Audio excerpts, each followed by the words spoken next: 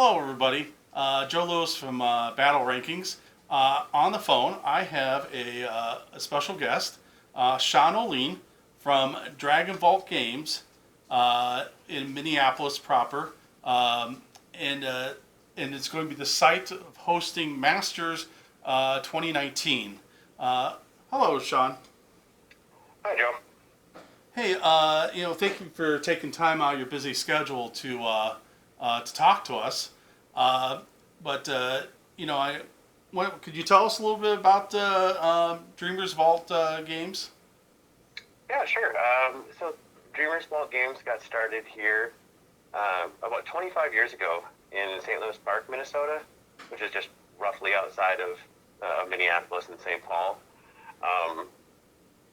Jason Webster, he's the owner. He's a very long-standing community member around the Twin Cities and the local areas, and he kind of built it up as his own private thing. And about 10 years ago, we did a rebranding and started looking to expand kind of what we do and how we run games across the Twin Cities, which has brought us to 4 locations now. The Minneapolis store, where it is now, has been open for about 5 years, I think now, and it's been growing pretty well in that new location that it's at. It used to be a store called Monster Den, for anybody who might be familiar with that. Yeah, that's kind of been our start for that stuff. You went from Monsters Dens to Dreamers. Yeah, the original company was just called Dreamers Games, and we kind of we rebranded it to tie into our website and have something that would have a proper logo and do all of the things that kind of make you a recognizable brand, and people can expect the same kind of consistency from different stores that we own and operate. So it was a good change after all this time. I've been with the company like 10 years now. Okay. So I kind of came on at that rebranding LLC forming moment. Oh, excellent. How long has your company been, your stores, been supporting Flames of War and then Team Yankee a little bit later? So we've been most of our, in the beginning it was mostly eBay sales. We had an eBay store, and we did a lot of Flames of War sales online, and a little bit of in-store pickup here at St. Louis Park. And it was kind of we just catered to the few people who played in the region, and but it's been going on for, I want to say it's been since the beginning of basically Battlefront selling stuff. We've been with them doing things the whole way. In the last 6 or 7 years, when I kind of really got into it myself, it's kind of pushed it more into doing events and really making a push to be part of the Flames community. Oh, by chance, do you play at all? Well, I mean, do I own models, and are they painted and somewhat assembled? Yes. Do I get the time to sit down and play a game? Sometimes, maybe. I tend to play. I'm a big fan of late war Americans, and Okay. I'm kind of excited for the D-Day stuff that's coming up here, so I can kind of freshen up my lists a little bit. Yeah. Actually, I'm kind of excited for it too. Personally, mid-war. I liked mid-war. I thought it was great. I'm kind of mid-warred out now.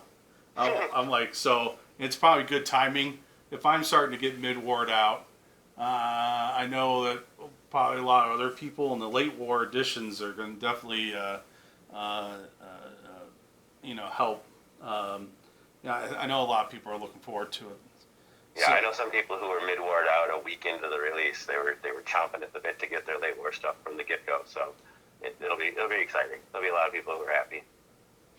Yeah, because a lot more. Most of the toys are in late war.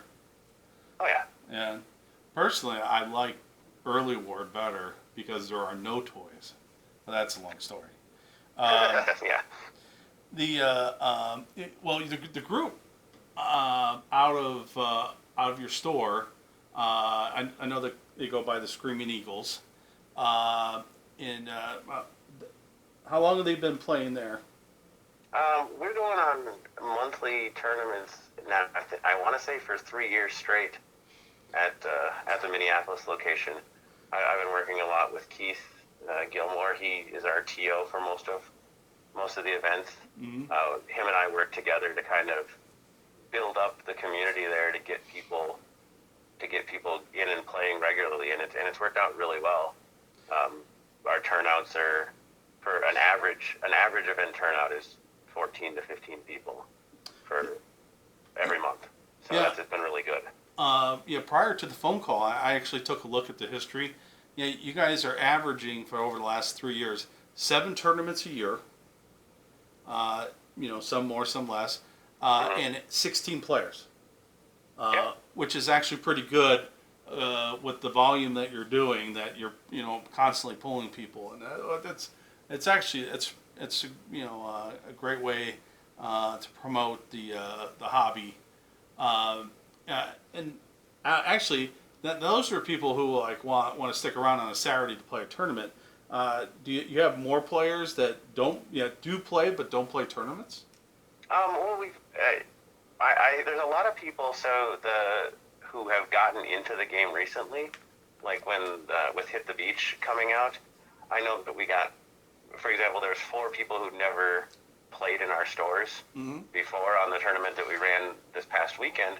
2 of which are locals, and they'd never played the tournament ever. They'd never even played a real game. They just came in and said, I know that this play group is great. They're fun to be around, and they're good teachers. All these guys who, while they're super competitive, top 25 ranked players a lot of the time, Mm-hmm. they will cater to the novices and the people who are just learning, and they had a ton of fun. And so we have pickup games all the time in the stores. Like, people are welcome to just play whatever they want, and just grab a table. But we do encourage them, like, get into the tournament scene, because you may not win right away, but you'll learn how to play the game from people who really know how to do it well, and they will make it a fun experience. So, Well, I'm out of the Indianapolis area, yeah. and I have a saying here that aces breed aces. So if you have people that constantly play, and then new people join, if they get into it, they'll be dragged to the level of the teachers that are teaching the game, and and I Yeah. and you hit on something, which is to be successful, your top players need to teach, not throttle. I know some areas that have people who just like to beat whoever they play into the ground and not teach them, and those areas tend not to have a very vibrant community. But those who nurture tend to have a vibrant variety of players, And and that's good to kind hear. of always been. Sorry, I didn't mean to cut you off. That's always been kind of our philosophy with games, is that while competitive play is awesome and it's great and it's good to have a good showcase moment, more people playing the game makes the game more fun. If you're just trying to beat down your opponents and never let them get any better, then there's no room for you in our stores, because we want to have a place where everybody can come play and have a good time. And that's something I worked with all the guys from the Screaming Eagles, was definitely, it's been our mission from day one, is to get more people playing. And it seems to be working, so. No, and you could tell because if you're pulling in every time you run a tournament, you're pulling 16 people, and because of your location, I can't imagine too many people. You don't have other big cities within a 2-hour driving distance. No, sir. To pull from. So you are pulling all locals. Yeah, we occasionally, once in a great while, we'll get somebody to travel from like St. Louis or something. But you're right, it is mostly locals that come through. Yeah. Well, that's good. So, let's go with the reason for this phone call and reaching out is that you're going to be hosting Masters this year, and so now about 3-4 years ago, Battlefront started to do this thing where they're looking to see, hey, trying to get it hosted at different places. It was hosted in Baltimore a couple times, Pittsburgh, one time here in Indianapolis. How did the idea of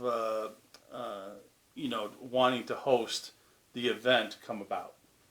It mostly came about from it probably popped up about, I want to say it popped up about 4 or 5 years ago when I was talking to one of my Battlefront reps, and he was talking about these events that are going on, and I just simply said, how can we get one of these? Like, why are they all out on the East Coast? Let's get one over here. And he was like, well, it takes some work and stuff. And I just kept harassing him over and over. And then when I told Keith about it, our tournament guy, he was like, yeah, you need to keep harassing him because that would be awesome to have it here.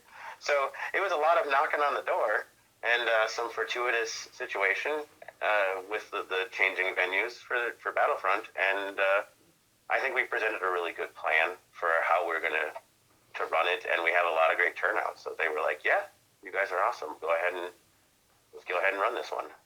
Well, first of all, all the Battlefront reps are known. Who's your sales rep? Currently, it is Dave. Okay, yeah, Dave's a great guy. And let's talk about the proposal. What was the plan you put together? Almost sounds like, the way cities bid for the Olympics or the World Cup or something like that.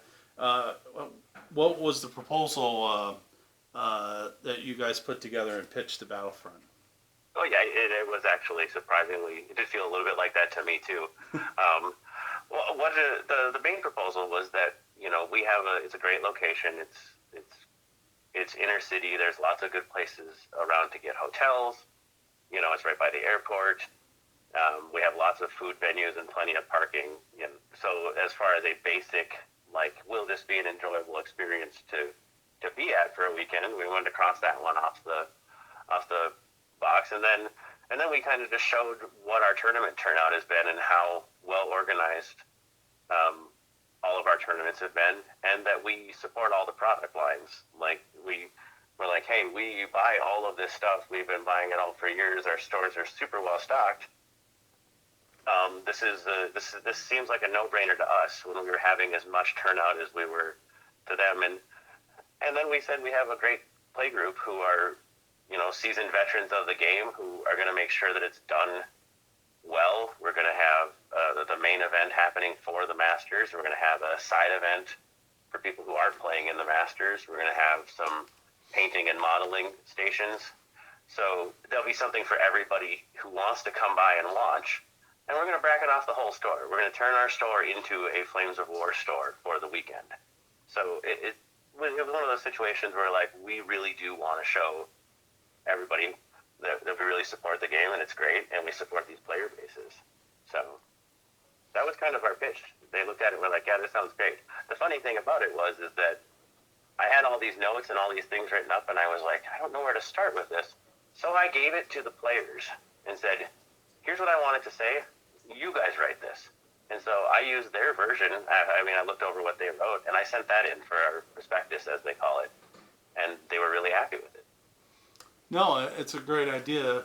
It was so last year when we hosted here in Indianapolis, we had a side tournament.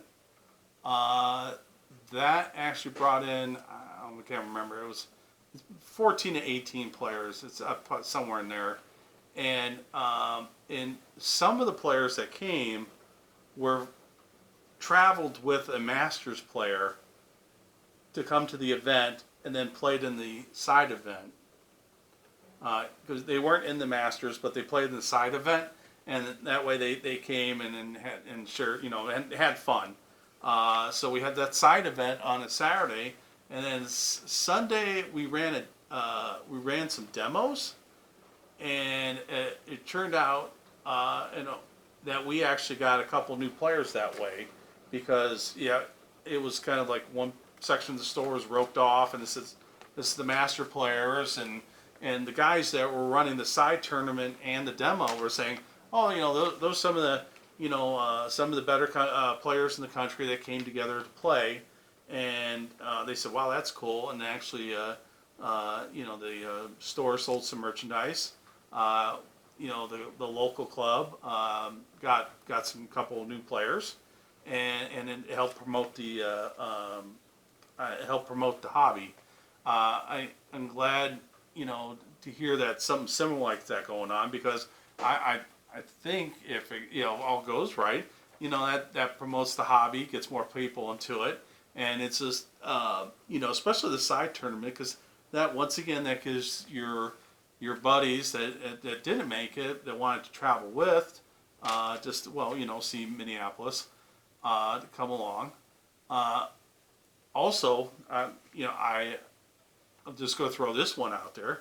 I'm actually thinking about bringing my wife. If other wives or significant others were going to come, because the Mall of America's there, that kind of stuff. And not too far away at all. Right. And they could go off and do that and have a good time and stuff, while us guys push our little toys around and roll dice and talk about what could have happened if I would have rolled better. The shoulda, coulda, wouldas of wargaming. Yes. Curse you! I would have got you if I didn't roll all those twos, and those, that kind of stuff. So there's that too. Kind of making a bigger event to promote the hobby, to promote the store, to promote all that. I think these are all just positive things that I don't really know if you find in that kind of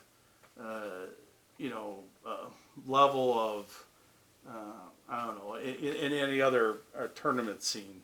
I think you're right. I think that the difference with this event is, and this is how when I talked to the owner, we wanted to say, okay, so this is the arguably the highest level event that we're going to get to host for a Flames of War, or possibly, I don't want to jinx myself, but we said, let's do this right. Let's show everybody else let's set a standard. As you were saying, all of the things, I kind of spaced out demos, but yeah, demos are going to be part of it as well. And that this should be the standard. If you're going to run a Masters event, it should be well organized. It should have a lot of extra things for players to do, and it should take into the considerations of, you're traveling with family or you're traveling with significant others, that they have something to do too. And we've made sure that we're kind of doing all of that prep work, so nobody will come in and go, well, my wife or my girlfriend is here, and what do I do with her?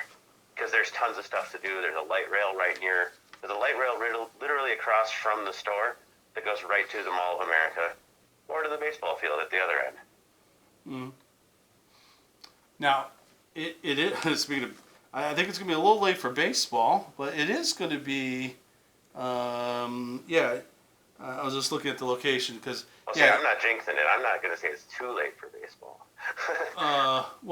It is November... it's the end of November, isn't it? Yeah, you're right. That's a little bit past the end of October. Never mind. No, you're right. but it will be plenty of time for Vikings football.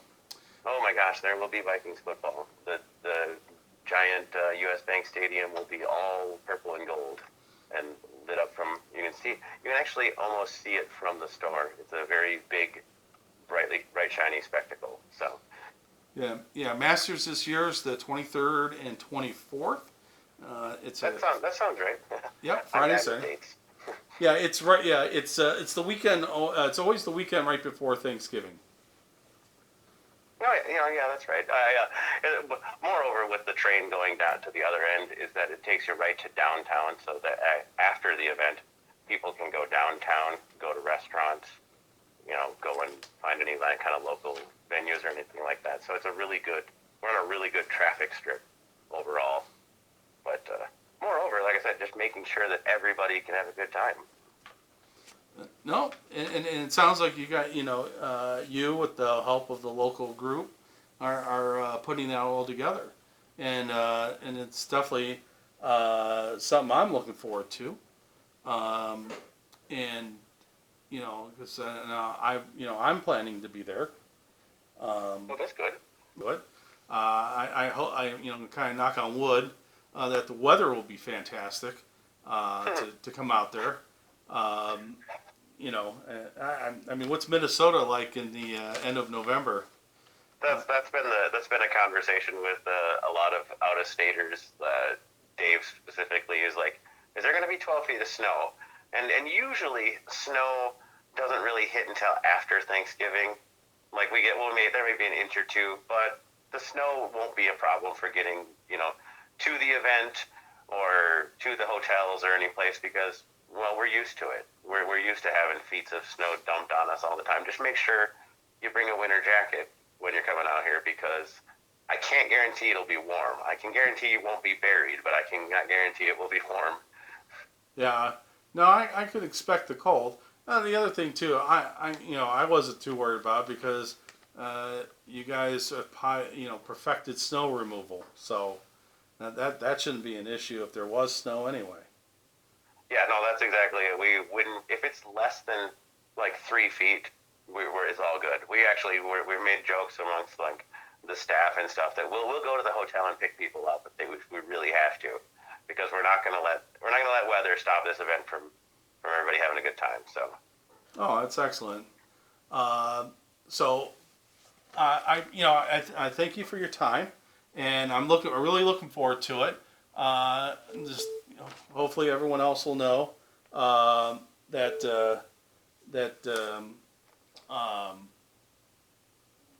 everyone else will know that. Wow, sorry, my call waiting just went off there. It kind of threw me off.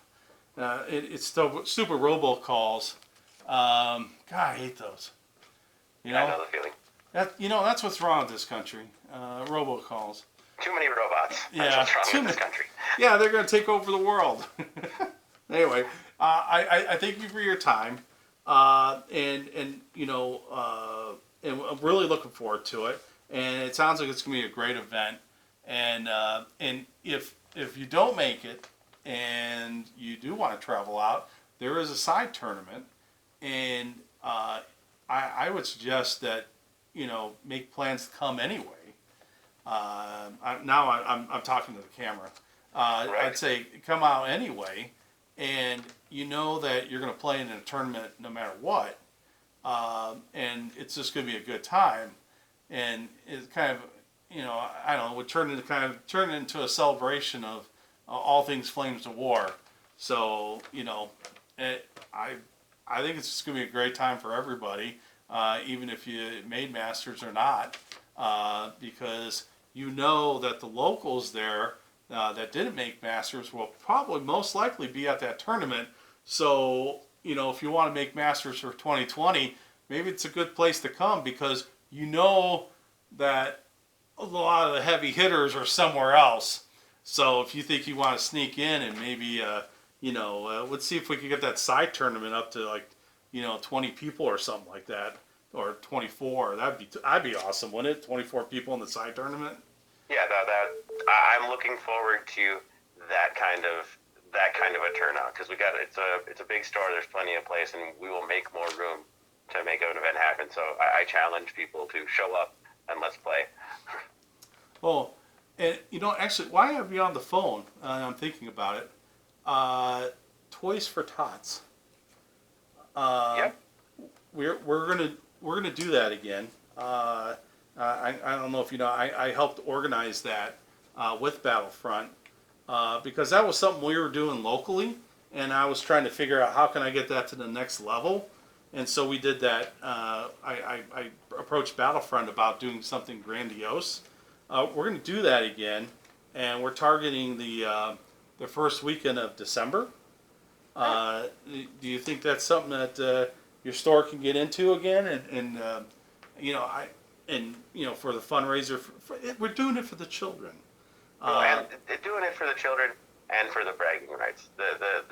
Our local people were fairly upset that we didn't win by more when it came to who had the most amount of stuff. So they're already prepped for this year. We're doing another Toys for Tots. I was told immediately, we're doing this again, and next year we're gonna take first in everything. So Okay. they're very excited, and we like doing that. We do it there even before Battlefront, and you had gotten involved with it. We've always done Toys for Tots. It's something that we got the big boxes in the stores every year. So. Oh. Oh, that makes it easy. Oh, so you're a collection center. That's awesome. Yep, that's what we have those boxes, the wrapping paper boxes pop in, and people come by, even just walk-in traffic will come by and drop toys in the boxes. So. That's great. I love to hear that. And so, I think, kind of the gauntlet will be thrown down, about, who especially on collecting the more toys for that bragging right. Mm-hmm. I like to see who else wants to jump in that, because I know here in Indianapolis we're going to take it pretty serious about how many toys that we're going to collect, and so and if you guys are taking it seriously, I know there's a couple other stores out there. You guys in California. How about you guys in on the East Coast? Oh yeah, Pittsburgh. We got to step up your game. And we're doing it for the kids. It's a good time. It's a good cause. Anyway, well, Sean, thank you for your time again, and and I'll look forward to you and meeting you face to face in November. Yeah, it was. I'm glad to take the call. Good to talk to you, and I will see you in November for sure. All right. Thank you, everybody.